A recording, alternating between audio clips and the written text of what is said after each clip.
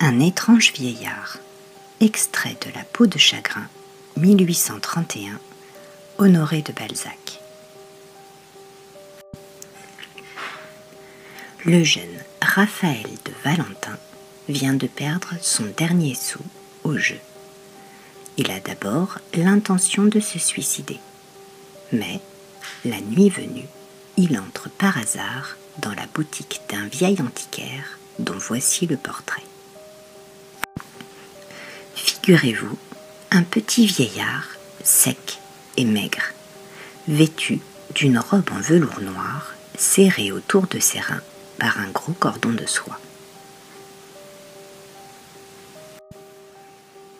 Sur sa tête, une calotte en velours également noir laissait passer, de chaque côté de la figure, les longues mèches de ses cheveux blancs et s'appliquait sur le crâne de manière à rigidement encadrer le front.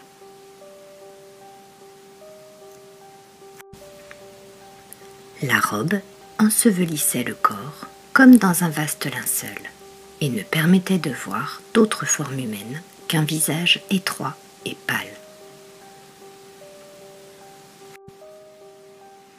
Sans le bras décharné, qui ressemblait à un bâton sur lequel on aurait posé une étoffe et que le vieillard tenait en l'air pour faire porter sur le jeune homme toute la clarté de la lampe, ce visage aurait paru suspendu dans les airs.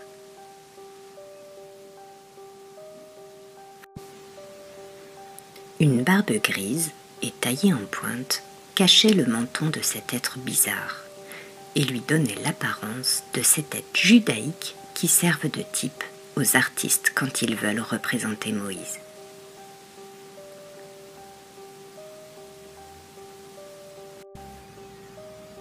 Les lèvres de cet homme étaient si décolorées, si minces, qu'il fallait une attention particulière pour deviner la ligne tracée par la bouche dans son blanc visage.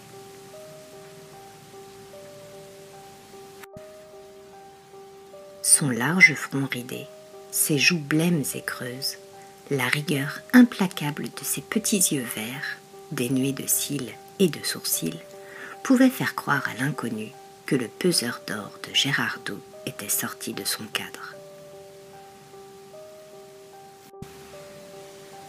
Une finesse d'inquisiteur, trahie par les sinuosités de ses rides et par les plis circulaires dessinés sur ses tempes, accusait une science profonde des choses de la vie.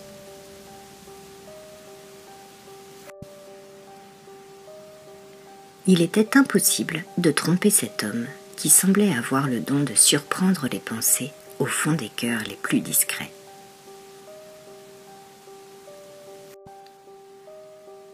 Un peintre aurait, avec deux expressions différentes et en deux coups de pinceau, fait de cette figure une belle image du Père éternel ou le masque ricaneur du Méphistophélès. Car ils se trouvaient tout ensemble une suprême puissance dans le front et de sinistres railleries sur la bouche.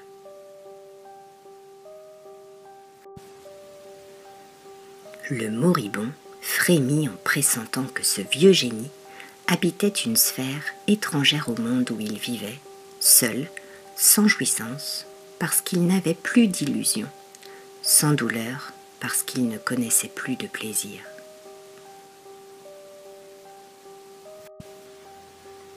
Le vieillard se tenait debout, immobile, inébranlable comme une étoile au milieu d'un nuage de lumière. Ses yeux verts, pleins de je ne sais quelle malice calme, semblaient éclairer le monde moral comme sa lampe illuminait ce cabinet mystérieux.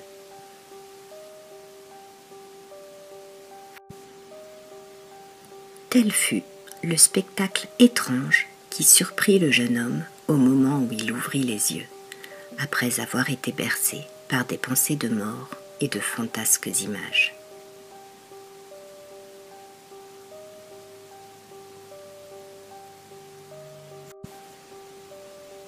C'est à vous. Complétez votre fiche synthèse.